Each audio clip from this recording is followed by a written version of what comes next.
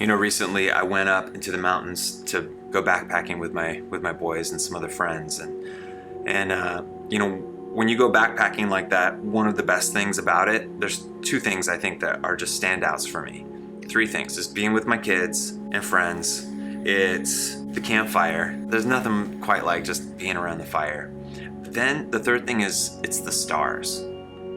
When you go up into the mountains and you see those stars, the stars shine so brightly there. And you can see stars as far as the eye can see in every direction. You can't even look at the sky without seeing light.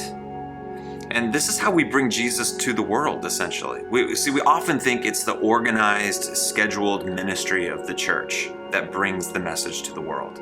A church building or big gatherings, that those things are going to get the job done. And whenever there's, a grand opening at a car dealership or a state fair or a local store, you'll see those big bright lights that illuminate the building and shine into the sky, and it attracts people to the event. And this can obviously be a great strategy.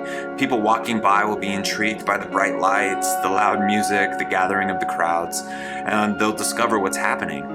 But not everyone will see the big spotlight.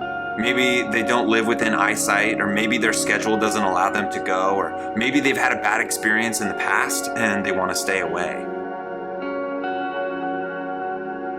I know it's an imperfect illustration, but I'm trying to say that those types of lights are limited to a certain location at a certain time. Ministry that's located in a building, as beautiful and effective as it can be, must not make up our entire definition of what God is doing through His church.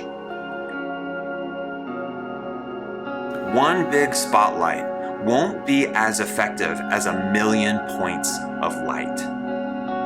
See, that's ministry. God, in His redemptive plan, scattered His children around the globe and throughout every period of history so that those living in darkness may see the great light of His love and grace and surrender their hearts to the King. And you are one of His great lights. It's you. And in your everyday life, outside of organized church programs and ministries, God has called you to shine bright for the gospel. With your neighbor, with your coworker, with your friends, with your family. See, you represent the light of God.